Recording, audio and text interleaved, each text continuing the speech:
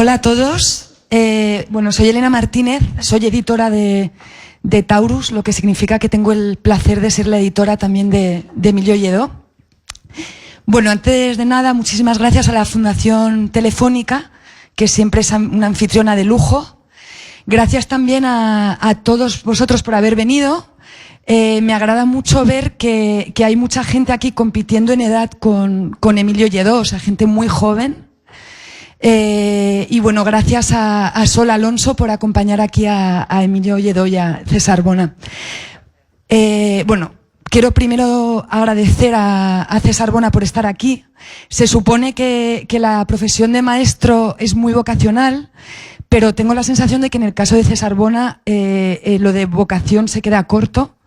César Bona saltó a la fama, pero sobre todo se convirtió en un referente educativo cuando le dieron lo nombraron uno de los 50 mejores maestros del mundo, que creo que es una nominación que nunca había tenido ningún español, en unos premios que se llaman Global Teacher Prize, se lo dieron en 2014.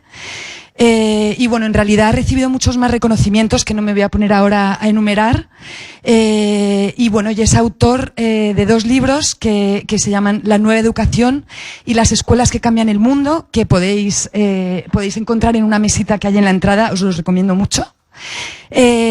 Bueno, César Bona tiene una experiencia en las aulas de más o menos, no sé si me equivoco, pero creo que más de 20 años. Bueno, o casi 20. Pero realmente su experiencia o su trabajo, digamos, que excede sin duda el ámbito de las aulas, porque se ha embarcado en numerosísimos proyectos que tienen que ver con la transformación de la escuela y con fomentar la creatividad y el espíritu crítico en los alumnos. Y yo creo que este último punto ya podría ser una conexión idónea entre César Bona y Emilio Lledó, pero en realidad hay por lo menos una más, que es el hecho de que en 2017 formaron los dos parte del jurado de los premios Princesa de Asturias en la categoría de Comunicación y Humanidades. Allí se conocieron y ahí se produjo un flechazo mutuo. Y creo que por esa razón resulta bastante natural que los hayamos juntado hoy en esta mesa. Bueno, en cuanto a Emilio, lo que quiero decir, podría estar horas, pero voy a ser muy breve. Es un autor, una persona muy comprometida, y cuando digo comprometida, en este caso no estoy refiriéndome a lo que todos pensaréis, que en realidad también. Pero lo que quiero decir es que tiene muchos compromisos últimamente. Tiene una agenda completamente ingestionable y por eso le tengo que agradecer el triple el haber estado aquí hoy. Emilio Lledó aunque él lo niegue, es un filósofo. Es autor de libros como Filosofía y lenguaje, La memoria de la ética, Memoria del logos, El epicureísmo, Elogio de la infelicidad. Tiene una obra muchísimo más vasta que eso, pero solo por mencionar algunos. Y aún así él en alguna ocasión ha afirmado que él no es un filósofo sino un profesor. Y en realidad yo creo que es ambas cosas, y por lo tanto creo que es la persona idónea para hablar de educación desde el ámbito de la filosofía. Sabe de lo que habla porque él en el ámbito educativo ha trabajado dentro y fuera de España y en varios niveles educativos, ya que ha sido catedrático de instituto en Valladolid, pero también ha enseñado en las universidades de Heidelberg, La Laguna, Barcelona y la Complutense de Madrid. También recibió el Premio Nacional de las Letras en 2014 y en 2015 el Premio Princesa de Asturias, y luego el último premio que le dieron, creo que es el último, me hace especial ilusión porque es un premio que conceden los libreros de Madrid, el gremio de libreros, que se llama Premio Leyenda, y me parece especialmente significativo. Y por último, quería decir que Emilio también es miembro de la Real Academia Española, que, como algunos de vosotros sabréis, tiene las sesiones los jueves, lo cual significa que hoy Emilio está haciendo novillos, así que es un motivo más todavía para agradecerle. Os dejo con ellos. Muchas gracias.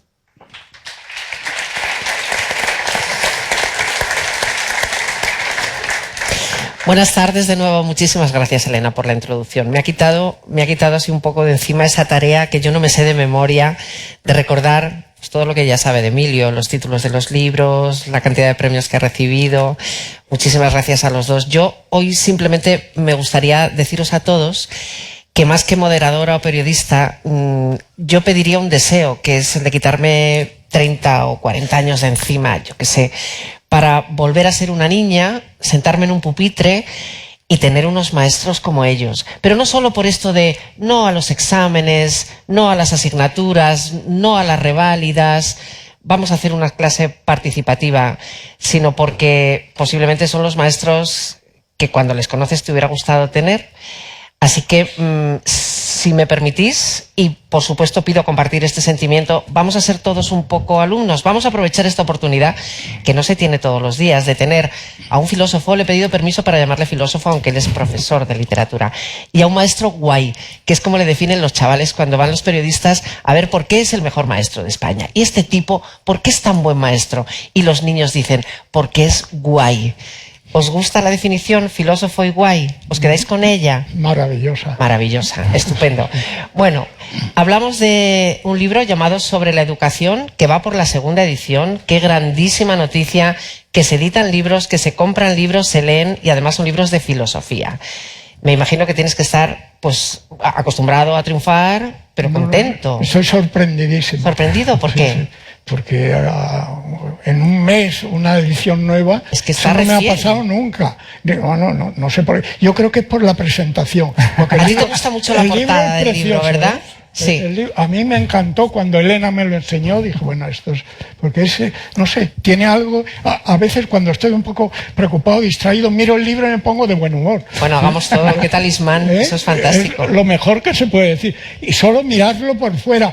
Cuando ya entro dentro, bueno, ya eso es más discutible. Va a ser cierto lo de más Platón y menos Prozac. Exacto. Igual las emociones se controlan pensando. Igual. Posiblemente.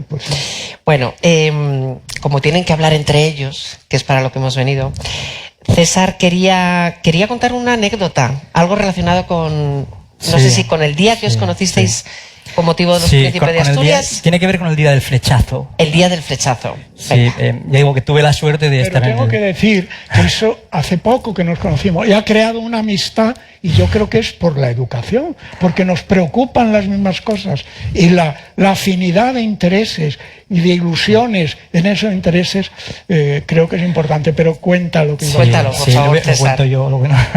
No, en realidad digo que me sentí afortunado por estar en el jurado de los Príncipes de Asturias el año pasado, y me hizo muchísima ilusión, pero especialmente cuando yo vi que entre el jurado estaba Emilio. Y claro, yo iba ya como un niño buscando a ver dónde estará. Nos encontramos, él dijo, siéntate aquí a cenar. Y yo, pues ya sabéis lo que siente uno cuando siente gran admiración por una persona, ¿no? Y sucedió lo siguiente: estuvimos 2 o 3 días deliberando y cenando y comiendo juntos. Y una mañana, bueno, en realidad yo había estado... Yo, siendo honesto, soñé con Emilio. Soñé con Emilio y soñé que íbamos por los pasillos de donde estábamos reunidos, íbamos con las manos así detrás, ¿no? Y íbamos, yo escuchaba y él hablaba. Así pues nos pegábamos horas. Entonces, al día siguiente nos sentamos a comer y me dice, pues no sé, hoy estoy como cansado. Digo, normal, hemos estado caminando toda la noche. Y sí, una sensación maravillosa, y bueno, ya lo conocéis, es todo lo que sabe y luego pues la humildad que tiene, ¿no? Bueno, se me ha olvidado saludar a todos los espectadores que nos están viendo también por streaming. Y una cosita más, tenemos una etiqueta espacio FTF para que podáis mandar preguntas que después nuestros 2 maestros van a contestar. También desde el público vamos a entregar el micrófono porque va a haber un montón de dudas. Pero bueno, seguimos hablando de educación y de filosofía. A mí me gustaría saber quién enseñó a pensar a estos dos pensadores. Hay un maestro en Vicálvaro, de César no he llegado hasta escudriñar tanto su pasado, pero yo quiero saber quién enseñó a pensar a estos pensadores. Bueno, pues voy a intentar evocar mis recuerdos y contestarte. Pero antes tengo que decir una cosa. Eso cuando digo que no me gusta que me presente como filósofo, ¿no? Me gusta, soy profesor de filosofía. Lo que pasa es que filósofo es una cosa tan hermosa, tan importante. Lo es. Y ha estado tan metida en unos espacios extraños de personas que estaban fuera del mundo, y eso es absolutamente falso. La filosofía ha estado siempre, era una mirada que intentaban entender por qué hablamos, qué decimos cuando hablamos, quién nos habla, quién se comunica con nosotros, quién nos enseña, quién nos engaña, quién nos enferma la mente con conceptos paralizantes, etcétera, etcétera. Y la filosofía ha sido siempre una conciencia crítica en el mundo real, en el mundo de la vida, en el mundo del lenguaje, en el mundo de las ilusiones, en el mundo de las esperanzas y de las desesperaciones. Eso habría que... Y la filosofía sirve un poco, ¿no te parece?, para que las esperanzas no se desesperen demasiado, ¿no? Para que no se desgasten. Sobre todo en este tiempo en que, en mi opinión, no sé qué opinaréis vosotros, qué opinaréis los que están aquí con nosotros, en mi opinión, hay tal cantidad de despistes pedagógicos en el sentido de la enseñanza, no solo de la filosofía, que es una parte de las humanidades, sino de las humanidades, de todo eso que se llama humanidades.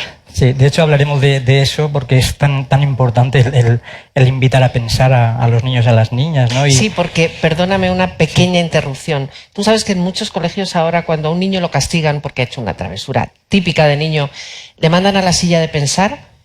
Qué tremendo, ¿no?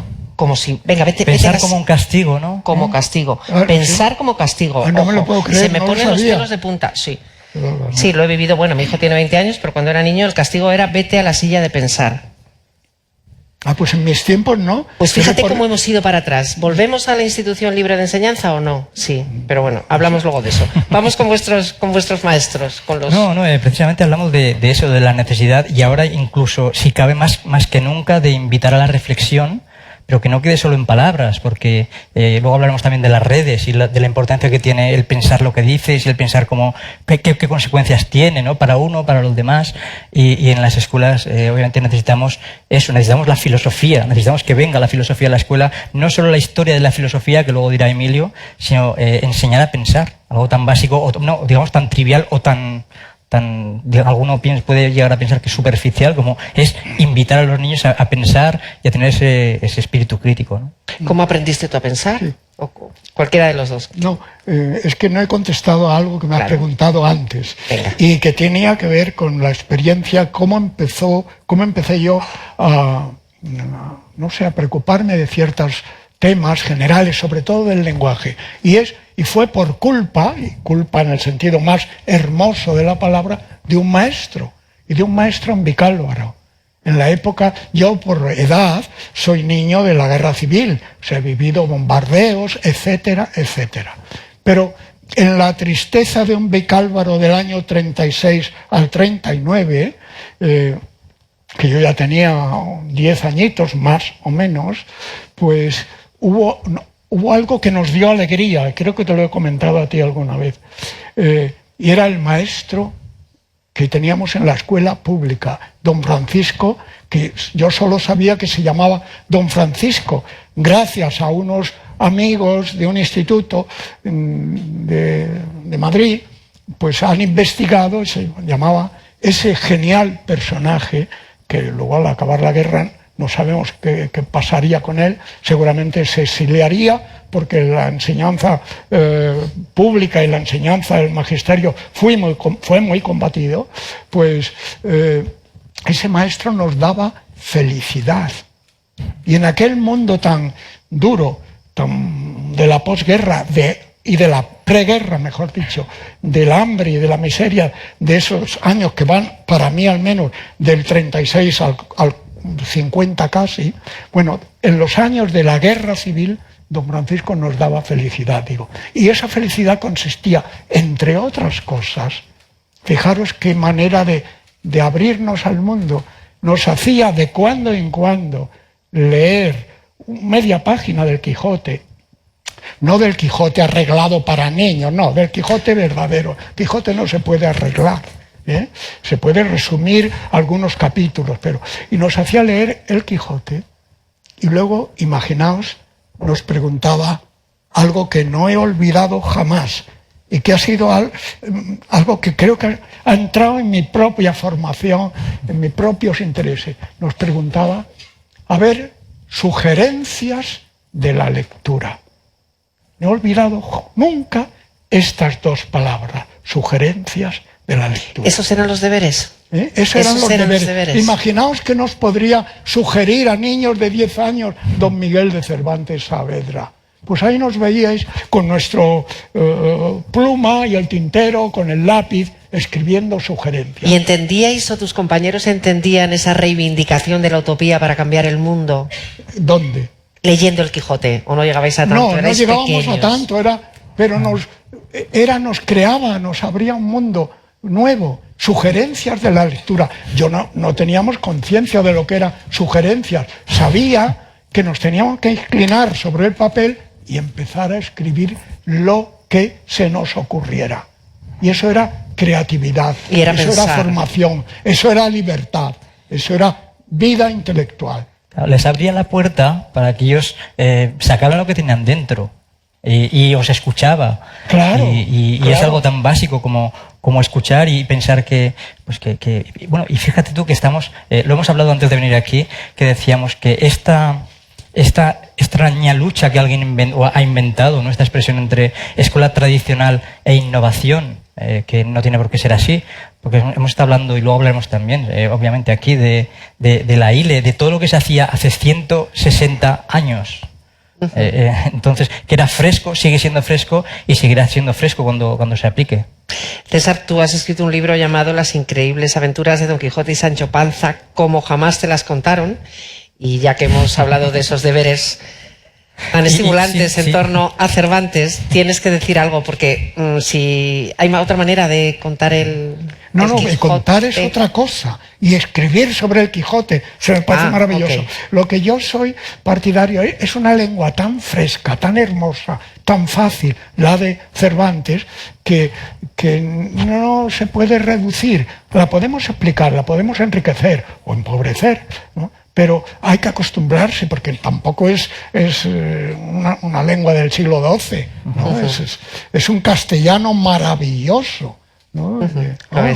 Y yo confieso que soy muy apasionado del Quijote, y mis amigos saben que no exagero. Lo he leído 14 veces, y en ediciones de estas de trabajo, y los tengo subrayados, machacados, y siempre cuando los releo aprendo cosas nuevas, aprendo cosas, no sé. Una de las últimas que he aprendido, lo he comentado en algún contexto parecido, pero pues lo tengo que confesar. He leído tantas veces el Quijote que un día, hace poco, la última, leí una palabra que me llamó la atención. Es cuando, no quiero, tú córtame, ¿eh? No, yo quiero saber qué palabra te llamó la atención. Bueno, pues me llamó la siguiente. Sancho Panza ha dejado la isla en su laboratorio, donde le han tomado los duques el pelo, esa cosa siniestra, esa crítica maravillosa que aparece en el Quijote. Y se encuentra unos peregrinos que vienen y se acercan a él y dicen Geld. Venían de Alemania, por lo visto querían dinero, ¿no? Y de pronto Sancho, hay unos encuentros muy simpáticos, reconoce a un vecino de su pueblo, morisco, que había tenido que irse del pueblo porque era morisco, claro. Y entonces se abrazan, se sientan, se ponen allí a beber la bota de vino, y cuenta su historia, como ha tenido que irse de España, porque claro, nuestro rey, a los moriscos. Y fui a Alemania, y esto es a lo que iba. Y fui a Alemania, porque allí en todas partes la gente vive libremente y hay libertad de conciencia. Y yo había leído el Quijote muchas veces y no me había fijado en eso. Y de pronto he visto las ediciones que tengo, que casi todos los comentadores modernos dicen libertinaje. O sea que el morisco se fue, deja a su mujer en Argelia por libertinaje. Yo, que no soy cervantista, me pareció que eso no podía ser. Claro, libertad de conciencia es un término luterano, Gewissenfreiheit, típico de Erasmo, del erasmismo, etc. Y el problema hermoso es dónde descubriría Cervantes esa expresión, típicamente, repito, luterana, Gewissenfreiheit, libertad de conciencia. Y eso es algo maravilloso, esencial, no digamos en la educación, en todo, pero sobre todo en la educación. Y me callo ya. Sí. Bueno, no debe ser pero fácil. No tenía más remedio, es que de verdad es en la segunda parte, en leer ese capítulo, como también hay que leer el primer documento en donde se hace la defensa de la mujer, es en el Parlamento de Marcela, en la primera parte del Quijote. Ahí dice, una mujer, ¿Qué día Marcela, tan oportuno para esta observación? Muchísimas gracias. no, es fundamental. El primer documento, al menos que yo sepa, y dice, yo nací libre, no tengo por... Es la libertad de la mujer. Leer el Parlamento de Marcela, cuando la achacan de que por culpa de que no ha hecho caso a Grisóstomo el pobrecito se ha muerto. Yo no tengo la culpa, ¿no? Yo no estoy obligada a querer a quien no quiero, ¿no? Porque soy libre. Es una página maravillosa. A mí me sorprende que ahora que se está reivindicando tanto, con tanta razón, y obviamente no se haya insistido en eso en el Parlamento de Qué gran Marcela. descubrimiento, muchas gracias. No debe ser fácil para ti decidir qué libro relees de los... Yo en documentación vi por algún sitio, tengo 10.000 libros en casa, igual ya tienes más. Y además recuerdas las circunstancias, regalo, compra o cómo llegaron esos libros hasta tus manos. Sí. Qué patrimonio. Sí, pero no son libros elegantes, son libros, son mi vida. Y son mis ¿Qué compañeros. es un libro elegante? Bueno, un hablamos amigo de me decía, ediciones oye, para yo tengo una coleccionistas, edición okay. del Quijote del 1605. Claro. A mí eso no me interesa para nada. Si lo quiero ver, lo veo en una biblioteca, en la biblioteca de la Academia. Elegancia de contenido, quieres decir. Eso es. Bueno, César se ha leído tu libro sobre la educación en 2 o 3 días, ¿verdad? Fue impresionante. De hecho, sí hemos de centrarnos en este libro de esta tapa tan bonita, porque, a ver, yo me lo leí en 2 días, entraba mi familia, estaba en casa de mis padres estos días, decían, no me molestéis, estabais centrado en el libro y debería o debe ser obligatorio para cualquiera que se dedique a la educación, para las administraciones y para cualquiera que piense hacia dónde ha de dirigirse la educación. Digo, habla, es un verdadero lujo porque habla de lo que es sentirse maestro, habla que él se siente afortunado, dice no sé si llegué aquí por azar, pero es una maravilla ser profesor, dice. Y cuando te sumerges en el libro, obviamente habla de filosofía, pero de una manera que, ya os he dicho ahí dentro, me hace recapacitar continuamente. Yo, si lo leí hace 15 o 20 días, cada viaje que voy lo llevo conmigo. Le digo, filosofía, habla de la necesidad de que la familia esté en relación con la escuela, habla de... Bueno, me hace mucha gracia una expresión, porque claro, obviamente, cuando hablamos de profesores, hay mucha analogía entre lo que está en la universidad y las escuelas. Y hablas de profesores... Pero es lo mismo, en el fondo es lo mismo. Sí, tiene que ser lo mismo. Así es. Profesores asignaturescos. Sí, esa palabra asignaturesca. Me llamó la atención, ¿nos lo explicas? Te la has inventado, esa palabra. Sí, absolutamente, sí, claro, sí. claro. Bueno, ese es un tema que es muy importante en nuestra cultura pedagógica, por así decirlo, que es el convertir el saber, en lugar de sugerencias de la lectura, en asignaturas, en exámenes, en trimestrales o cuando sea, ¿no? En apuntes. Eso es la muerte, pero si estamos hoy, y en el mundo de hoy, más actual, no en el que yo estudiaba, hoy es tan fácil informarse, eso es lo de menos. Lo que hay que dar es sugeridorías lectúricas, valga la expresión. La academia no lo aceptaría. Bueno, si pero conseguimos popularizarlos, sí.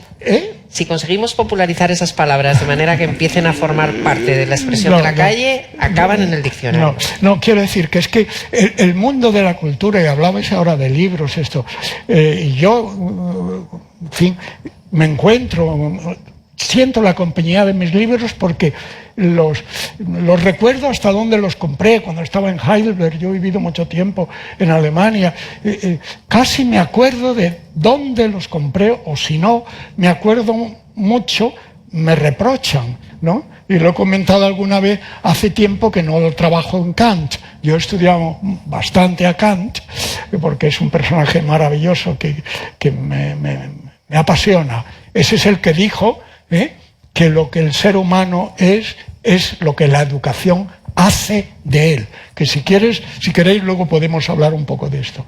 Bueno, pues Kant a veces me reprocha que hace mucho que no lo tomo la crítica a la razón pura, ¿no? Tienes que estar muy pendiente de todas esas reivindicaciones. Bueno, esto es, sobra decirlo, los dos consideran que la profesión de maestro es un absoluto privilegio, cuando estamos también tan acostumbrados a escuchar quejas que entendemos de maestros que se encuentran saturados por el ritmo propio de una escuela, por la actitud de los niños. Bueno, pensamos que los maestros viven muy bien, luego los maestros dicen que no se vive tan bien, y estos dos pensadores reivindican el orgullo de enseñar. ¿Realmente os habéis sentido felices y cómodos siempre? Sí, a mí, eso, César me gana en que yo no tengo la experiencia de haber enseñado a Pero si en la universidad ya has dicho que claro, es lo mismo. Igual sí, es un poco más complicado. ¿Eh? No es lo mismo efectivamente, o depende. Quiero que habléis un poco de esto. Esa felicidad que os ha dado pues sentiros yo voy a decir algo maestros. muy breve. Yo, si volviera a nacer, si esas cosas extrañas... ¿Para volver a leer el Quijote? No, Sí. para ser maestro de escuela y enseñar a los niños, lo he dicho alguna vez, a mirar una naranja. No solo un móvil, abrir una naranja o coger una flor y mirar la belleza de la naturaleza. Estamos olvidando a mirar el mundo, la realidad, y eso es una pérdida terrible, ¿no? Y me gustaría, pues, ser maestro de escuela, empezar otra vez con los niños, porque en ese momento la frescura, la maravillosa inmediatez del niño, las preguntas, la inquietud que tienen por entender el lenguaje. Yo tengo nietas y nietos pequeños que me estimulan, sus palabras me estimulan. Inspiran, sí, inspiran. Sin duda, sin duda. Sí. César, y tú verdad, que eras es un verdad. chaval que jamás levantabas la mano en clase, que eras cohibido, casi tímido, poco participativo, justo lo que has intentado y has conseguido que no ocurra en tus clases, que los niños se sientan como parte del mundo. Bueno, no sois el futuro, sois el presente. Es claro, son el presente, el futuro, son. el futuro vendrá, pero de momento no existe. Entonces es tan importante, ¿no? Primero, cosas obvias, el hecho de recordar que cada uno de los que estamos en esta sala es diferente al que tiene al lado, y pasa lo mismo en un aula. Pues cada uno de aquí tiene sus miedos, cada uno tiene sus frustraciones, las maneja de forma como puede, cada uno tiene sus intereses, y entonces esto sucede en las aulas. Y hablabas antes, ¿no? Que esta profesión, claro, uno siente tanto orgullo de ser maestro, esta palabra que es tan bonita, pero a la vez lleva consigo esa responsabilidad tan grande, porque obviamente no es fácil, porque uno es ejemplo cada día, con sus palabras, con sus hechos, y resulta curioso que a veces, sin darnos cuenta, queremos exigir a los niños y a las niñas sin darnos cuenta que primero hemos de exigirnos a nosotros mismos, ¿no? Pues por algo obvio, porque solo podemos exigir aquello que nosotros podamos dar. Pero tú llegaste al colegio para estrenarte como maestro y alguien te dijo: César, te ha tocado la peor clase. Y tú ya tenías unos planes de empezar a trabajar con el pensamiento, con la filosofía, que digamos que es un poco la semilla de la educación, que sería el pasar a la acción. ¿Lo llevabas así ya? Ojalá se me hubiera enseñado a usar el pensamiento, para animar el pensamiento como es necesario, ¿no? Entonces, hay muchas cosas, si queréis luego también hablamos de la universidad, van mejorando, pero considero que tenemos que revisar ciertas cosas, sobre todo que nos den herramientas, pero luego darles herramientas a los niños, ¿no? Entonces, ¿qué hacía? Pues escuchar, sobre todo escuchar lo que hemos dicho antes, ¿no? Y es entonces cuando uno ve que tiene cosas para compartir, un niño, una niña, ¿no? Que se siente importante y que puede colaborar, cosas que parecen obvias. Y además de aprender a tocar el cajón en aquel colegio, ¿qué más aprendiste? Sí, ese colegio fue muy especial porque, claro, había mucho absentismo y había, pues, claro, había niños de etnia gitana, de 10 años, bastantes niños emigrantes, muchos no sabían leer, en edades complicadas, con familias que no estaban siempre igual apoyando. Sí, y era un reto, pero un reto como tienen muchos compañeros que nos están viendo ahora mismo, ¿no? Sí. Y claro, era curioso, pero ves, ahora mismo el hecho de pensar que aquí sentados hay gente, hay docentes que llevan a cabo ese tipo de cosas, a uno le siente como alivio, ¿no? Como esperanza. Estábamos hablando de palabras inventadas. No. Hay una... No, ¿quieres añadir algo? No, No te voy a que cortar. tengo que deciros que si yo volviera a nacer también, volvería a hacer lo que he hecho, ser profesor.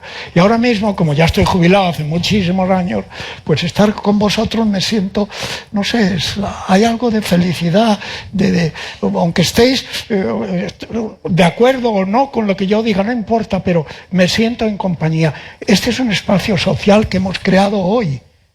Una coincidencia maravillosa y hay que fomentarlo, hay que mantenerlo. Y tú mencionabas antes, la enseñanza es universal, está en todo, en la calle, en todo, pero aquí en este país se hizo pues a principios del siglo pasado, se hizo una experiencia pedagógica extraordinaria que fue la Institución Libre de Enseñanza. Y eso duró pues muy poco. Y a partir del 36 ya desapareció. Sigue la institución, pero esa obra maravillosa de Giner de los Ríos y de todo ese grupo que más o menos mal interpretados llamaban los clausistas, era una revolución pedagógica, una revolución total del pensamiento. Y no tengo más remedio que contaros una pequeña anécdota a propósito de esta experiencia de estar con vosotros hoy. Y es uno de mis momentos más hermosos, como ponerle comillas, profesor, fue en los años 50, que la mayoría o todos vosotros no habían nacido todavía, que yo me había ido a Alemania recién, no con una beca Erasmus, como me dijo una vez una periodista, señor Lledó, usted se fue con una beca Erasmus.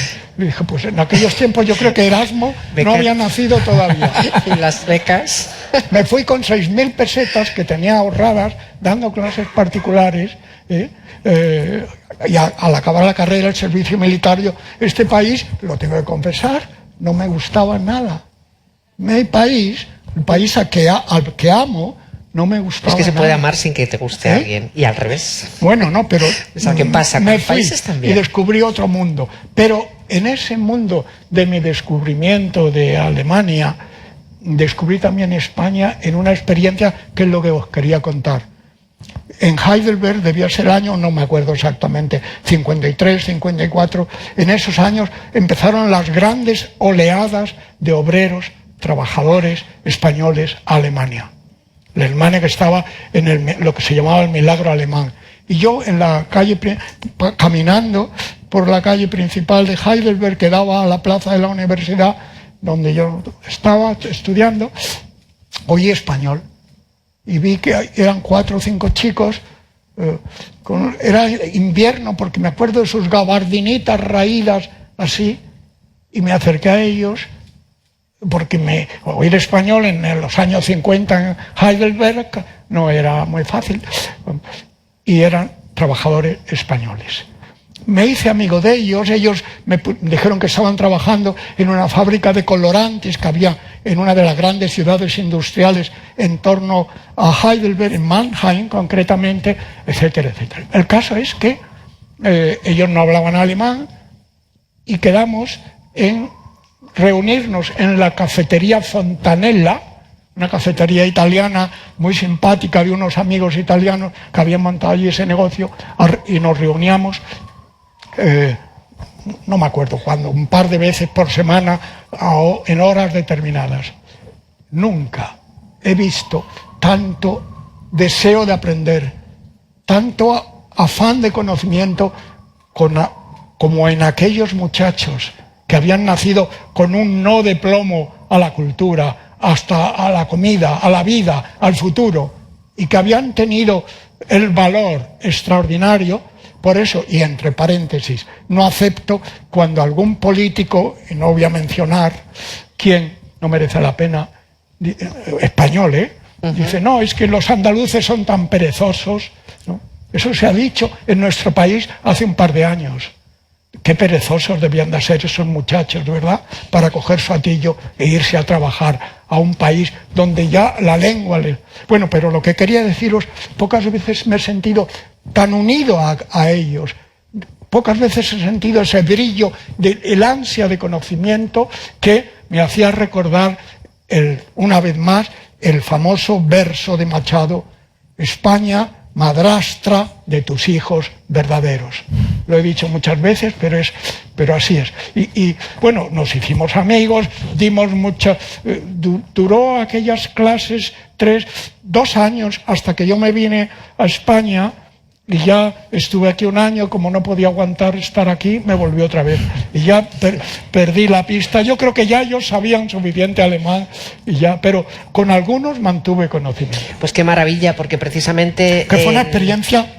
No me extraña, única. Fantástica. Precisamente el tema de la legalidad, de los papeles de los emigrantes, está resultando un inconveniente para muchos hijos de emigrantes que quieren escolarizarse en este país, incluso en colegios públicos. A ti esto te pondrá de uñas por tu defensa de la escolarización de niños, incluso sin papeles, y por supuesto por tu defensa de la escuela pública, de la educación pública. Eso es fundamental, es que la educación es, pero no en el sentido asignaturesco, como hemos dicho, es que la educación es abrir el mundo, crear libertad. Está dicho también en Kant. Dice, la educación sirve para crear libertad. Entonces tú no puedes meter a los niños en colegios donde se traicione la posibilidad de esa libertad. Por eso yo no estoy... pero eso no entremos quizá... No estoy de acuerdo en eso de la libertad de los padres para escoger los colegios donde tienen que ir los niños. ¿Qué libertad de los padres? Los trabajadores de Vallecas pueden mandar a sus niños a esos colegios que cuestan 4.000 euros o lo que sea. ¿No? No pueden. La libertad, me permitís, como no es mío, lo puedo leer. Absolutamente. Está lleno de subrayados. El lema de este libro dice, puesto que toda ciudad tiene un solo fin, es claro que también la educación tiene que ser una y la misma para todos los ciudadanos. Aristóteles, Política, libro 8, ¿no? Hace 24 siglos que se dijo esta luminosa sentencia.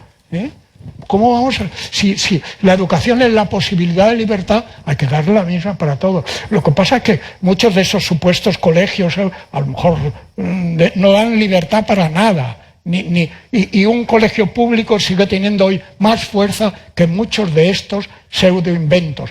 Porque me parece un error en la enseñanza universitaria, y algunas universidades privadas lo anuncian así. Me parece un error. Estamos en un país democrático, yo tengo derecho a decir lo que pienso, con tal como no insulto a nadie, y una universidad privada hace propaganda de su excelencia, diciendo, mande usted a sus nenes a estudiar a esta universidad, porque los profesores ya trabajan en empresas y nada más que acaben, sus niños estarán colocados. Eso hace exactamente cuando se crea la Universidad de Berlín en 1810, por Guillermo de Humboldt, se dice que los estudiantes deben estar fuera del espacio. La universidad está en la ciudad, qué duda cabe. Pero hay que encarnizarse con el saber, y tienen que estar en soledad y libertad. 2 términos típicos de Guillermo de Humboldt. Einsamkeit un Freiheit, soledad y libertad. Que luego ya te ganarás la vida, pero encarnízate con el derecho romano y con la anatomía patológica, con la química orgánica, con lo que sea. Y eso es importantísimo. Lo he dicho 1000 veces, pero tengo que repetirlo porque uno dice su canción: a quien consigo va, y yo voy siempre conmigo mismo, no puedo inventarme otra vida. Sí, pero fíjate que es de 1810, has dicho, ¿no? 1810. Tú date cuenta que ya entonces era una vez más fresco. Qué pareja de aristócratas, Alejandro de Humboldt y Guillermo de Humboldt. Eso sí que era aristocracia. Hablando de palabras inventadas algunas, se oye mucho últimamente un término que es el de desaprender. Estamos constantemente, no sé si hay que leer a lo mejor mucho los periódicos y igual os parece banal la actualidad, ¿o no? ¿Qué desaprenderíais vosotros con todo lo que sabéis? No he pensado mucho, como tampoco he pensado en posverdad. Me parece esa es otra. Lo de la posverdad, bueno, sí he pensado. La posverdad me pone de mal humor. A mí bueno, también. de mal humor no, pero me parece una tontería. Pero en fin, es una opinión mía. Se ha dicho siempre, posverdad, ¿no? Hay opiniones, hay verdades, hay mentiras, y se acabó. Y se acabó. Eso lo decía mi madre, y San se acabó. Claro, fíjate, ese San se acabó, eso sí que es una verdadera verdad. Sí, ya lo creo. Frases que dicen algunos filósofos como Judith Butler, por ejemplo. Esto lo he cogido de la actualidad, leyendo medios de comunicación, y no es posverdad. La filosofía comienza con la desorientación. Me venía un poco a la cabeza, después de desaprender, me desoriento y empiezo de cero. No.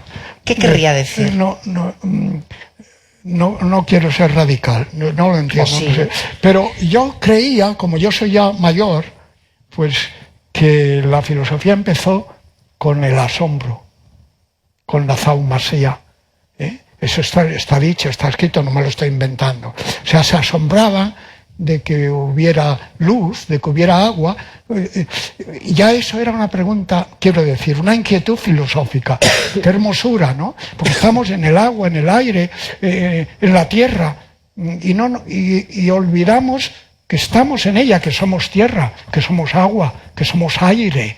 Nos olvidamos de eso a veces. Entonces los primeros filósofos, llamados presocráticos por la tradición, etc., pues se asombraban de que respiráramos, de que el agua, que a lo mejor el agua era el principio de todas las cosas.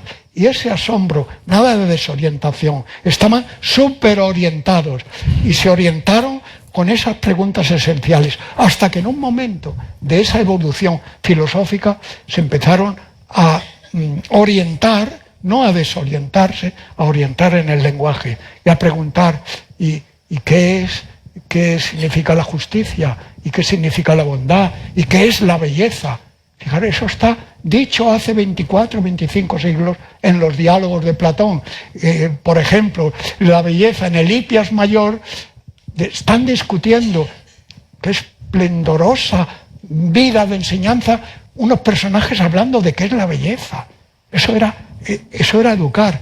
Y al final le dicen a Sócrates: oye, después de todo lo que hemos estado hablando sobre la belleza, no sabemos lo que es. Y acaba el diálogo con esta maravillosa frase: es que lo bello es difícil. Jalepa Takala, lo bello es difícil. Era abrir otra vez otro universo de reflexión, y así todo. Antidogmatismo, Esos personajes, esos docenas de personajes que en los diálogos de Platón hablan sobre tantas cosas, sobre la República, en la República, por ejemplo, en donde se dice que todo político tiene que ser, qué maravilla, decente, porque el político indecente corrompe la ciudad y la destroza. Decente, qué modernidad, serlo, ¿verdad? y no solo parecerlo, Hace ¿verdad? 25 siglos. Libro primero y séptimo de la República de Platón. Hay traducciones maravillosas de la editorial Gredos. Voy a hacer referencia a otra frase que todos conocemos y que también habla de ella en el libro, que es la de conócete a ti mismo, y que la unes con la tecnología. Y me gustaría que nos hablaras de eso. Bueno, es que hay hay una frase famosa de la filosofía, gnosis auton, conócete a ti mismo. Y Aristóteles, precisamente en la Ética Nicomaquea, habla de que si uno quiere, yo no puedo verme a mí mismo, y por lo tanto tampoco puedo conocerme a mí mismo. Yo no puedo verme a mí mismo. Para verme a mí mismo, lo dice textualmente Aristóteles, tengo que mirarme en un espejo. Pero si quiero saber de verdad cómo soy, tengo que mirarme en un amigo, porque el amigo es heteros autos. De ahí viene el alter ego famoso, es otro yo. Y la amistad juega un papel maravilloso, extraordinario en la cultura griega. Y la amistad con el lenguaje, porque el amigo es otro yo porque habla con nosotros. Nos enlaza en su amistad con las palabras y nos pregunta, oye, no sabemos lo que es la belleza, es que lo bello es difícil. Entonces... Sí, perdona que te corte, porque quiero hacer referencia a eso porque ahora es algo que nos incumbe a todos. Quiero decir, todos los que estamos aquí tenemos un móvil en la mano o en el bolsillo. Entonces, sí que quiero hacer especial incidencia en eso, ¿no? Que claro, muchas veces hablamos de los adolescentes cuando tenemos que aplicárnoslo a los adultos también.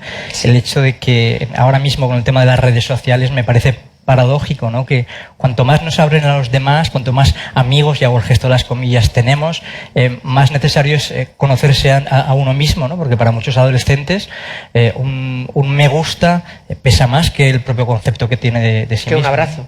O que un quedar, o que un tomarse algo juntos. Claro, claro.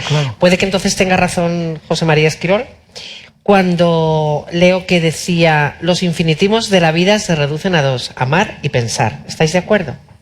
Totalmente. ¿Verdad? Sí. Claro. Sí, se ve. Yo lo debo haber leído ahí, porque yo opino que somos seres de palabra y luego seres de afecto. Pero creo que eso está dicho mucho antes que este señor. Seguramente. Está muchísimo antes. Seguramente. Concretamente en Epicuro y concretamente en Aristóteles, en la Ética Nicomaquea, que somos seres que nos comunicamos con el lenguaje, pero que además estamos atravesados, como digo, por la flecha de las palabras. Pero hay otra flecha maravillosa que no se expresa gramaticalmente, porque las palabras tienen su gramática, que es la flecha del amor, la flecha del cariño y la flecha de la amistad. Y es difícil hacer una gramática de los sentimientos, como existe una gramática de la lengua española, ¿no? O alemana o griega. Y entonces, pero los sentimientos no necesitan quizá gramática, lo que necesitan es cultivarlos desde otras estructuras peculiares, y esas estructuras peculiares entran ya en el lenguaje, en la literatura, en las humanidades. Así se enriquecen los sentimientos, así se enriquecen las palabras, ¿no? Y la libertad de expresión debe basarse siempre en una libertad de pensamiento, en cierta educación, por supuesto, porque si no... Claro, por eso se habla tanto de libertad de expresión. No, lo que hay que hacer es libertad de pensamiento.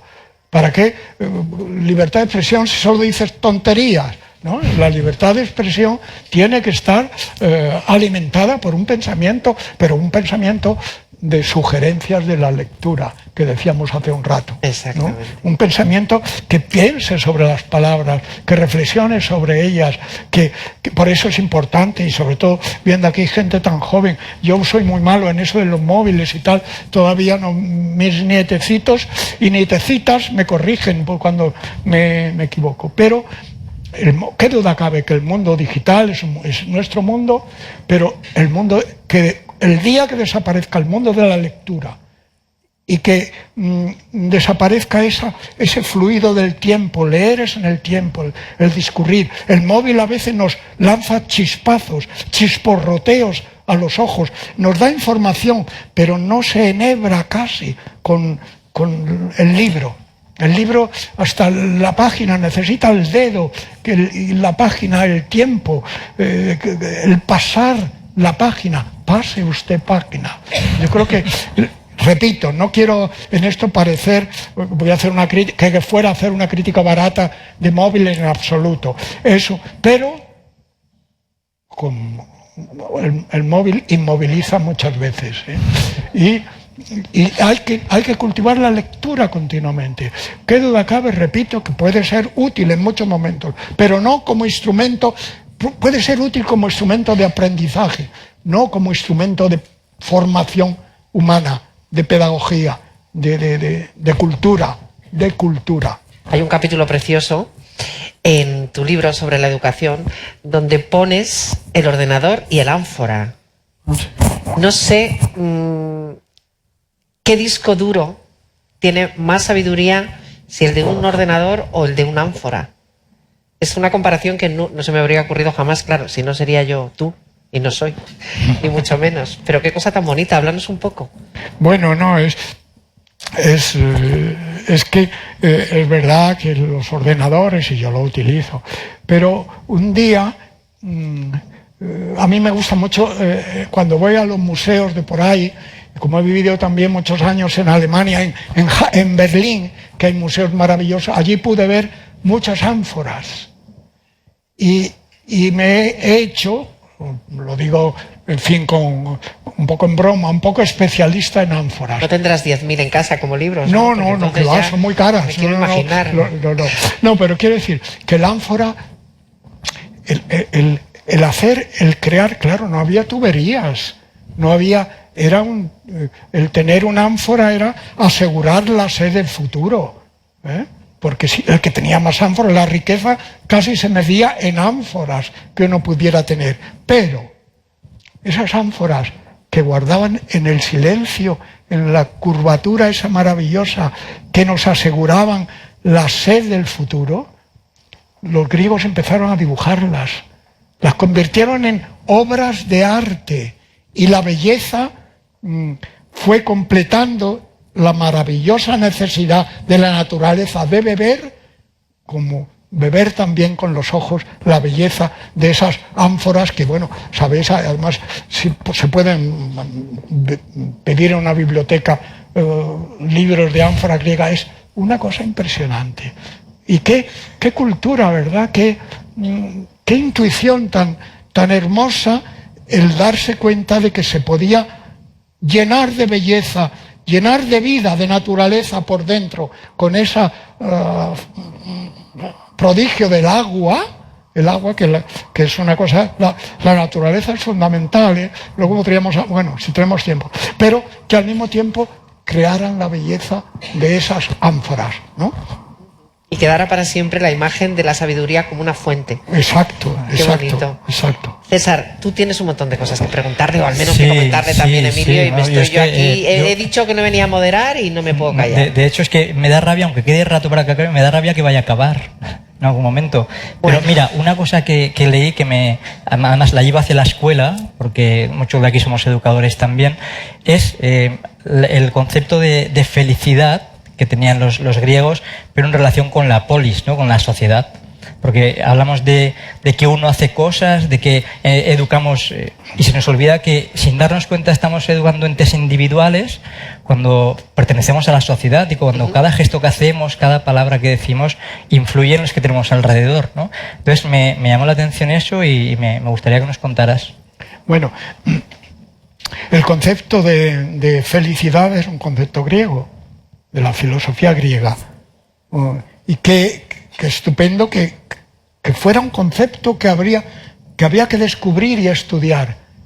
Y eudaimonía, que así se dice en griego, significa, es un prefijo que significa bien, y daimonía, no necesito traducirlo, de ahí viene demonio. Lo que pasa es que demonio tiene un sentido negativo, pero daimon para los griegos era un diosecillo que nos ayudaba un poco, eudaimon. Entonces, la eudaimonía en un país duro como era para vivir Grecia, por eso es tan sobrecogedor que crearan esa cultura tan excepcional, un pueblo pobre, con dificultades, con guerras, etcétera, ¿no? Que crearan pues la Ilíada y la Odisea y los diálogos de Platón y la historia de Tucídides y la tragedia de Sófocles y de Esquilo, de Eurípides y la comedia de Aristófanes, etcétera, etcétera, y la filosofía, ¿no? Entonces, ese afán de conocimiento, esa tendencia a entender el mundo fue no solo porque vivir era estar en la naturaleza, que eso era un prodigio, sino al mismo tiempo estar en el lenguaje. Y entonces ser feliz no era solo tener agua, tener clámides, tener coturnos, tener aire, bueno, el aire era común, sino también tener palabra, tener cultura, tener educación, tener inteligencia, tener libertad. Y había la eudaimonía del tener, la felicidad del tener y la felicidad del ser. Del ser. Y entonces la verdadera felicidad no es lo que tenga, sino lo que eres tú desde ti mismo, desde lo que has aprendido y de lo que das a los demás. Porque hay, fijaros, Aristóteles, ese genio que no era un filósofo que andaba por las nubes, el 80%, no he mirado el porcentaje, de la obra de Aristóteles es historia de los animales, historia de las plantas. Bueno, mirar la naturaleza, ¿no? Pero al lado de esa mirada de la naturaleza es, repito, esta mirada del lenguaje.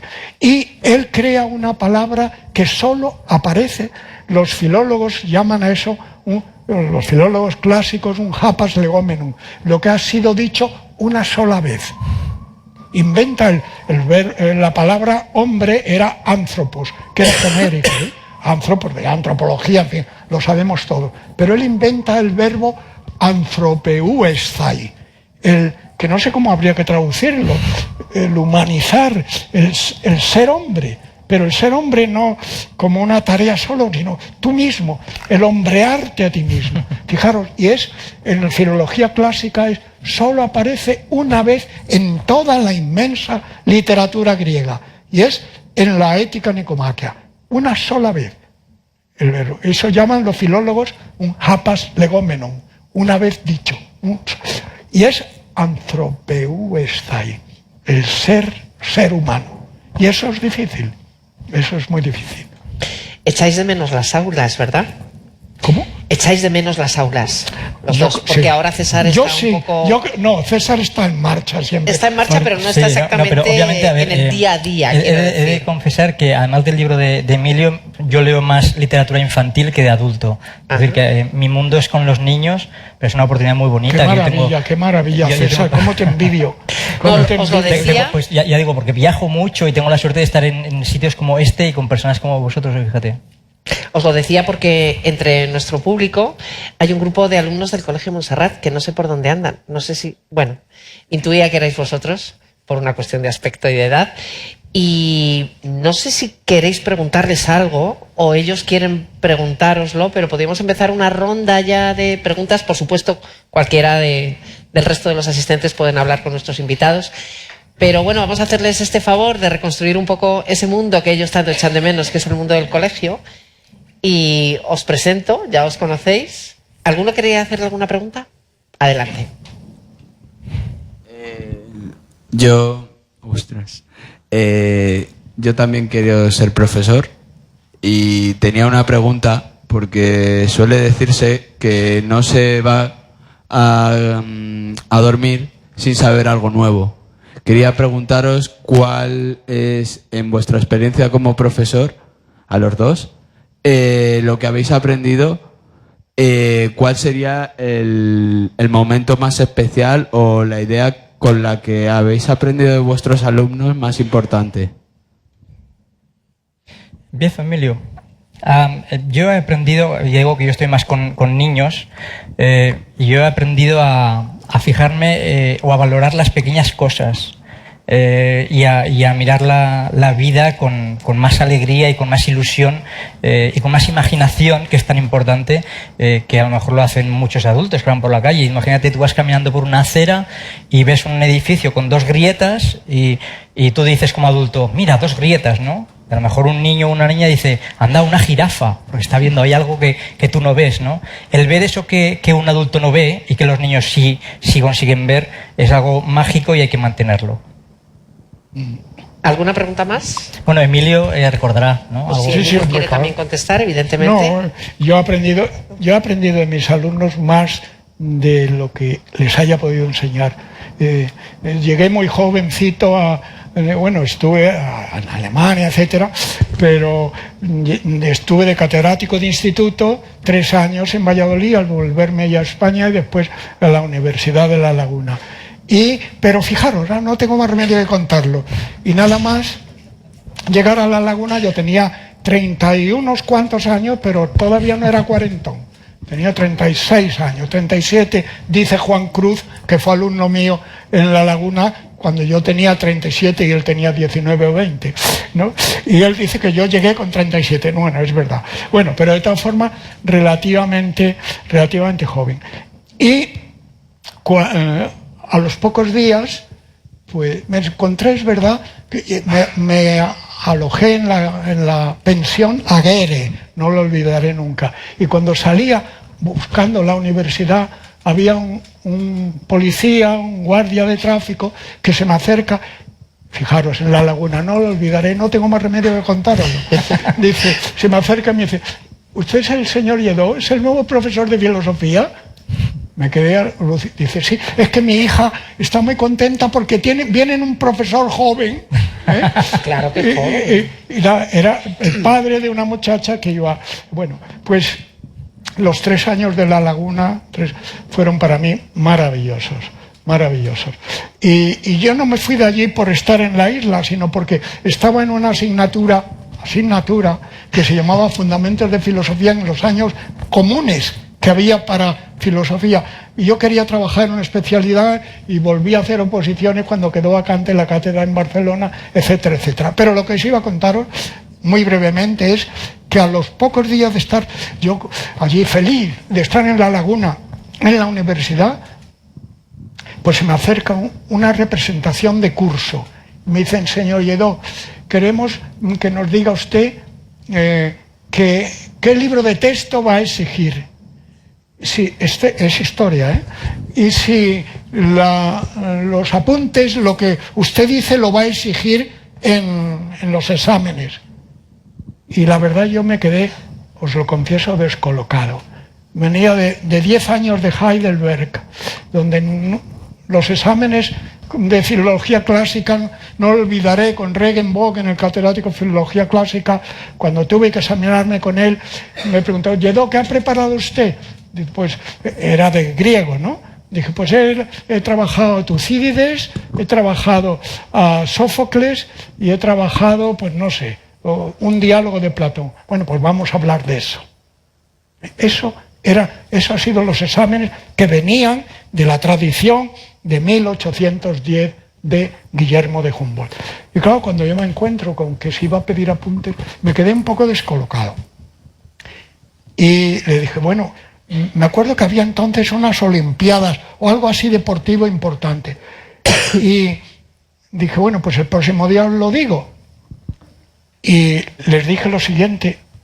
Digo, bueno, pues miren ustedes, el que dé el triple salto en la puerta de la universidad y salte 18 metros, lo apruebo. Pero ese examen, eso es una traición. No, se rieron y no volví a tener jamás el menor problema con mis alumnos. ¿No habéis corregido nunca un examen? Sí, yo hacía exámenes. César no. Sí, por supuesto. Sí, Claro. te ha tocado. Sí. Porque a Oye, ti en el no, colegio tengo te que decir, exigirían. oye, no vaya a pensar que por ejemplo, en filosofía, si acabas la carrera y no sabes mucha filosofía, no pasa nada. Pero si estudias medicina y acabas la carrera de medicina y no se puede morir la gente, o sea, no. Sí, Hay que hacer control. Conviene distinguir unas profesiones de otras. Pero Claro. yo voy a contaros cómo yo examinaba, y no sé, César, seguro que estás de acuerdo. y no sé si habrá aquí, no creo, pero en fin, si estuviera Juan Cruz se acordaría, o algún amigo de La Laguna. El otro día me encontré, me saludó alguien en la calle aquí en Madrid, pues un alumno mío, y era ya un señor mayor, digo, don Emilio, porque y claro, no lo reconocía, imaginaos, hace 50 años, y dice, usted fue profesor mío y tal. Y yo lo vi ya un señor mayor, y dije, oh, qué viejo soy yo. Porque, bueno, pues no, esta experiencia de la enseñanza, yo hacía exámenes, pero naturalmente hablaba de historia de la filosofía, pues a lo mejor había hablado aquel trimestre de 5 o 6 filósofos, ¿no? Pero les daba 10 o 12 temas para que, sobre los que yo había hablado y que le interesasen a ellos, y sobre esos 10 o 12 temas que escribiesen sobre 2 o 3, y si ninguno de ellos le interesaba, que escribiesen sobre algo que de alguna forma tuviera que ver con la historia de la filosofía. Claro. ¿Y tú cómo examinabas, César? Pues como... A que lo hacían más o menos así. Yo no, eso es genial. No, yo les mando a faltar menos, ¿no? Pues como todos los docentes, porque hemos venido acostumbrándonos a hacerlo así, ¿sabes? Y a nosotros nos lo hicieron así, nosotros lo hacemos así, y es lo que sucede. Y precisamente mientras hablabais me acordaba de otro término que usas tú en el libro, que se hace tanto en la universidad como en las escuelas. No se puede generalizar, sino uno es injusto, ¿no? Pero entendedme, cuando dice que no hay que dar contenidos premasticados, y eso al fin y al cabo es lo que muchas veces estamos haciendo y termina en un examen, y es importante que la gente empiece a distinguir sobre el peso, ¿no?, que puede tener un examen o la palabra aprendizaje. Porque aprendizaje es la palabra realmente importante en la educación y no examen. Sin embargo, le hemos dado el peso a examen, ¿no? Pero esta palabra me gustó, ¿no? No hay que dar contenidos premasticados en la universidad, hacía referencia, pero tampoco en las escuelas, porque si no, los chicos que hacen, solo estar, los niños y niñas repetirán lo que tú les des y ya está. La educación es mucho más. Querido público, no desaprovechéis la oportunidad de preguntarles a nuestros invitados. ¿Nadie más quiere lanzar alguna pregunta? Desde aquí, desde el auditorio. Sí, por aquí tenemos a otro compañero. Pues que le pasen por favor el micro. Mientras llega el micro, te diré que has dicho que quieres ser maestro, ¿no? Sí. Entonces, sí. Si no has hecho todavía nada de compromiso social o de compromiso con la naturaleza, empieza por ahí. Compromiso social y compromiso con la naturaleza. Sin duda, claro. Eso es fundamental, ¿eh? Eso es fundamental. Porque si no, porque ya están en una edad que están ya familiarizados con los asuntos ecológicos. Sí. Espero, no, por eso es ¿verdad? muy importante, y por eso lo hacéis. Porque Bien, si no, nunca claro. podemos exigir a un niño o una niña que haga algo por la naturaleza o por la sociedad si uno no lo ha hecho antes. Recuerda el ánfora. Sí, ¿me permitís? Por ejemplo, estamos olvidando, hay que mirar el mundo. Pues, imaginaos mucha tecnología, imaginaos que se dijera, y si seguimos polucionando el aire, puede ocurrir que mañana no habrá aire, o dentro de 2 meses no habrá aire, dentro de 5 meses no habrá agua. Adiós móviles, inmóviles, libros, todo, adiós, todo. Que dependemos Voy a somos hacer- naturaleza, Sí, y hay sí. que cultivarla eso. Mira, vamos a hacer un experimento, así interactuamos, ¿eh? Levantad la mano aquellos o aquellas que habéis plantado una lenteja en un vasito de yogur. Observa. ¡Ah, qué bien! Con un algodón. Súper útil, ¿no? Sí. Vamos, es útil porque verla crecer es... Vamos a ver, es importante. Y estamos hablando del compromiso con la naturaleza, ¿no? En 100 años, y el tiempo vuela, si seguimos con este ritmo de deforestación, nos habremos quedado sin bosques. Por eso es muy importante hacer énfasis en el respeto a la naturaleza en las escuelas. Teníamos una pregunta pendiente. Adelante. Hola, buenas tardes. ¿Se oye? A ver, habla un poco más, que no sabemos. ¿Se oye? Sí, Sí. perfecto. Bueno, hablando de las pruebas, los exámenes y tal un poco ahora, casualmente hoy y mañana las pruebas externas que hacen en la Comunidad de Madrid a los niños de tercero de primaria. Y bueno, quería preguntar cuál es la opinión un poco personal sobre este tema, y sobre todo qué les diríais a los niños que se ponen tan nerviosos con solamente 8 años porque vienen desde fuera a hacerles exámenes. Entonces, claro, bueno, es que El hijo de mi amiga y el mío se han examinado hoy y bueno, estaban como anoche que no se podían dormir, muy nerviosos. ¿Qué tal les han salido? ¿Estaban contentos? Sí, al menos? estaban Sí. luego contentos y mañana tienen la segunda prueba y bueno, pues ya hoy me imagino que se dormirán antes, ¿no? Sí, pero es justo que unos niños pasen por una situación de estrés semejante a lo que está terrible. contando. Eso es terrible. Vamos, eso me parece desde el punto de vista de los programadores de la enseñanza una monstruosidad.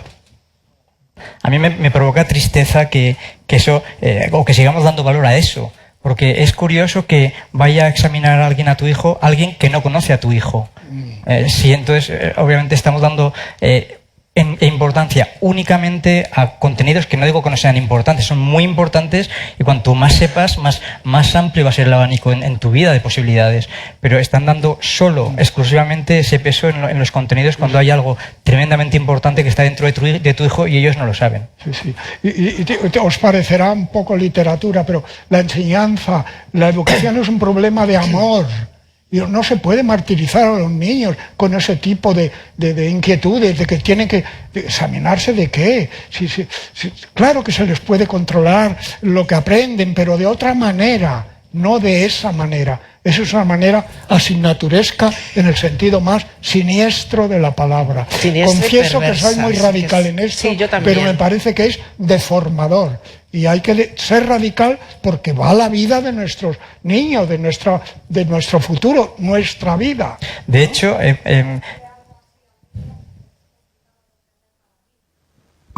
no se oye. Pero bueno, mientras te hacen el micro, yo te digo también que ahí Emilio también habla de... No, digo solo que decirle al niño eso, aunque yo lo pienso igual que vosotros, Ya. para él es difícil de entender y además ¿cómo se lo explicas? Claro, Sí, sobre todo porque estás interfiriendo claro. un carril injusto, pero es donde los niños están ya metidos. Y claro, de repente llega el niño al colegio y ha dicho mi mamá que es una perversión lo que estáis haciendo con nosotros. Imagínate la que se puede organizar. Vale. No, pero eso tiene que venir de nosotros, aunque protestemos aquí y digamos que no, yo que no estoy de acuerdo, no tenemos ninguna influencia. Eso viene de unas ignorantes programadores de la enseñanza que confío en que no, que lo que quieren es castrar la mente de los niños. Nuestros espectadores desde casa, María Ángeles Burguera dice, piensa también, @César, que eres tú, que todos los profesores deberían someterse a una misma educación, como sugiere y cita a otra persona. ¿Dónde estaría ahí la libertad del educador? Sí, o sea, que si todos los profesores tendrían que... ¿Piensa también que todos los profesores deberían someterse a una misma educación?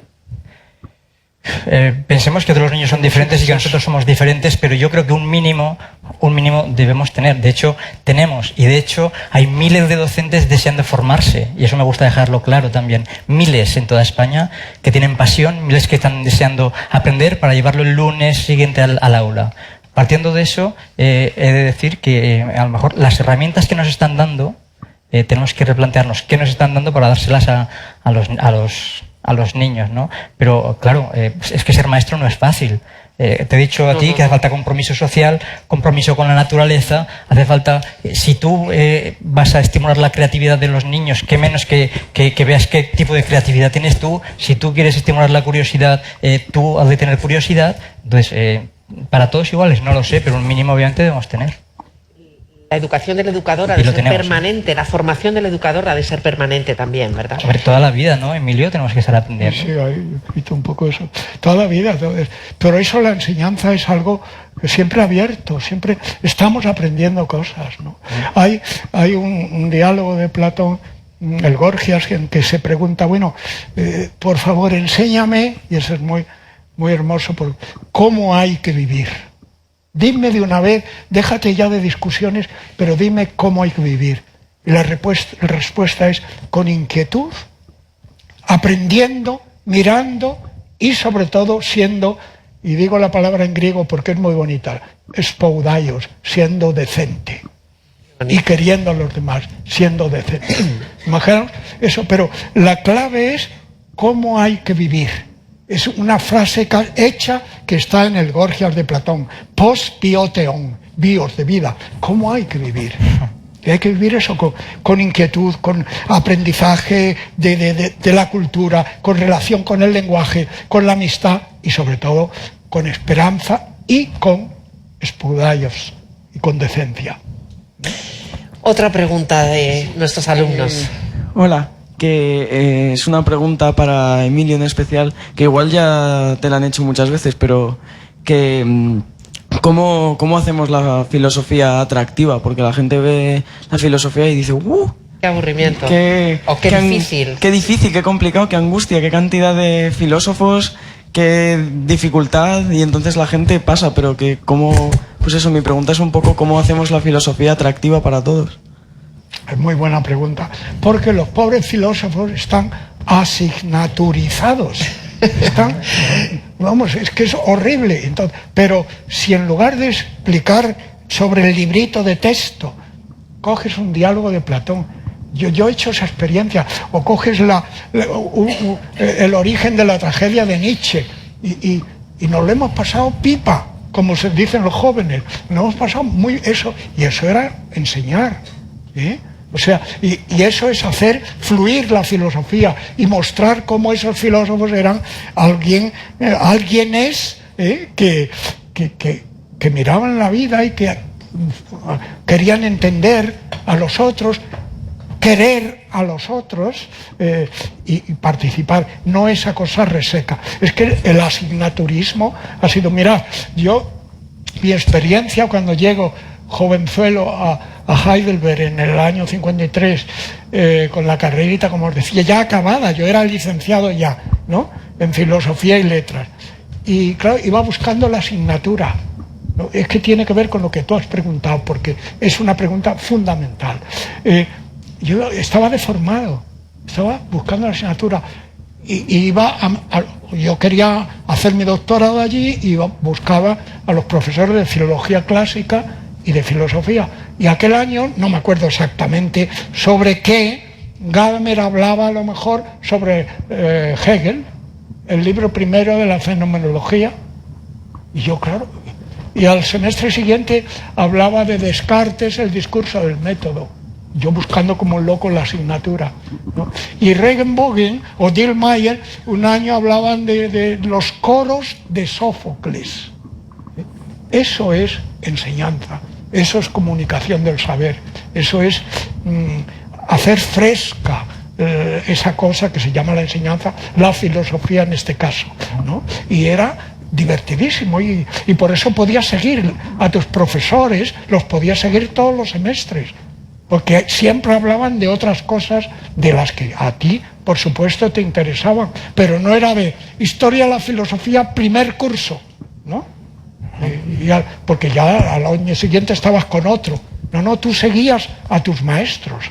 Yo he seguido las clases de Dillmayer, de Regenbogen, de Löwit a lo largo de 6 años, cuando hacía mi doctorado, porque eran nuevas continuamente, y iba por curiosidad, ya no tenía obligación de ir para nada, pero me enriquecía, era una comunidad que me enriquecía. Es verdad que, de hecho, hace referencia en el libro, dice Emilio, al fin y al cabo todos los seres humanos somos filósofos, porque pensamos.